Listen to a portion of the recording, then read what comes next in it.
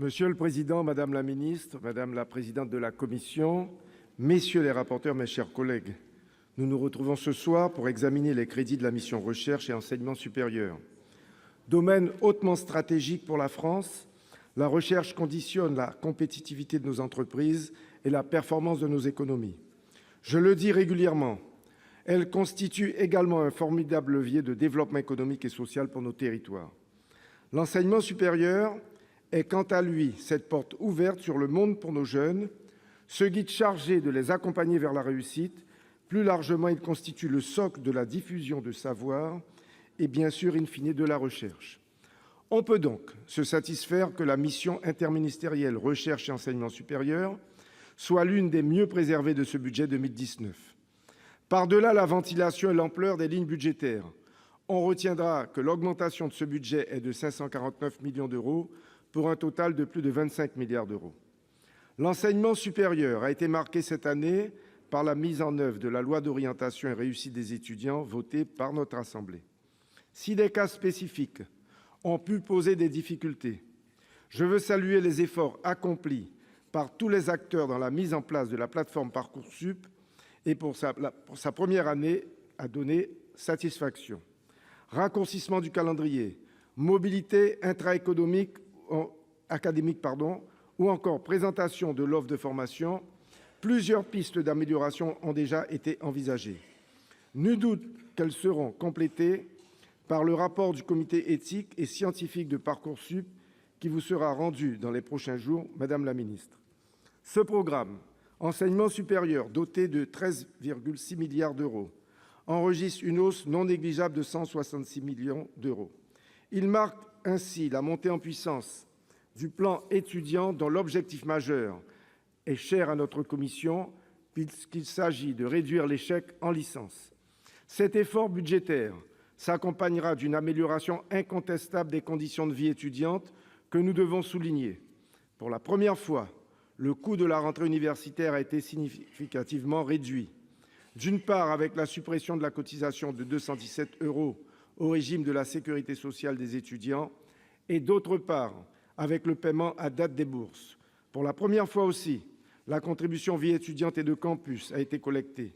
Si notre commission a émis des réserves sur les 95 millions budgétés, je crois que nous pouvons vous faire confiance, Madame la Ministre, pour que l'argent de la vie étudiante reste bien à la vie étudiante lors de la loi rectificative pour 2019. Il faut le reconnaître, ces changements sont loin d'être négligeables dans la vie et le budget d'un étudiant.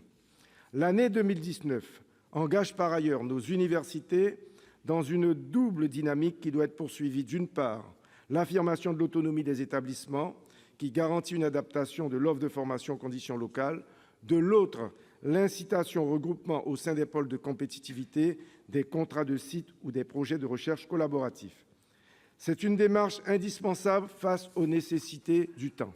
Enfin, je souscris pleinement à cette ambition qui consiste à développer le rayonnement international de nos universités, notamment au niveau européen. Le processus de Bologne a posé les bases de l'espace européen de l'enseignement supérieur harmonisé, les systèmes nationaux et généralisé une division en 3 cycles, impliquant une reconnaissance réciproque des qualifications. Le système européen des crédits favorise la dimension internationale des formations supérieures et c'est bien. Pour autant, l'université de demain doit également mieux s'inscrire dans son environnement régional. Je pense notamment à nos universités d'outre-mer qui ont vocation à davantage coopérer et échanger avec le pays de leur bassin géographique, aussi bien au niveau de la recherche que de l'enseignement supérieur. J'en viens maintenant à la recherche, qui se voit elle aussi portée avec ambition par ce budget. En effet, les montants alloués au programme de recherche du ministère de l'Enseignement supérieur, de la Recherche et de l'Innovation progressent nettement par rapport à la loi des finances 2018 pour atteindre 8,66 milliards d'euros en autorisations d'engagement et 8,76 milliards d'euros en crédits de paiement. Je voudrais particulièrement souligner l'inscription des 205 millions d'euros destinés à sécuriser le développement du lanceur Ariane 6, le centre spatial guyanais, qui a opéré en septembre dernier le 100e tir d'une fusée d'Ariane 5, devra, avec ce nouveau lanceur, relever le défi d'une concurrence internationale accrue. Mon collègue Laurent Lafon, que je salue, que j'ai accompagné en Guyane en avril dernier, sera certainement d'accord avec moi. Visiter le centre spatial guyanais vous donne un sentiment étrange, celui qui, dans un autre temps, tout n'était qu'une question de volonté. C'est un sentiment assez surréaliste entre la technologie la plus pointue et les disparités qui existent sur le reste du territoire. Alors, je dois le dire, lorsque les lobbies écologistes se précipitent en Guyane pour lutter contre tout projet industriel en expliquant que le territoire doit s'engager dans l'économie de la connaissance, je pense d'abord à nos 24 % de chômage et je souris avec amertume. En effet, selon une récente étude du cabinet Deloitte commandée par WWF, la création d'un fonds d'investissement, de vitalisation plutôt, de la biodiversité de 100 millions d'euros pourrait générer en Guyane plus de 10 000 emplois en 15 ans.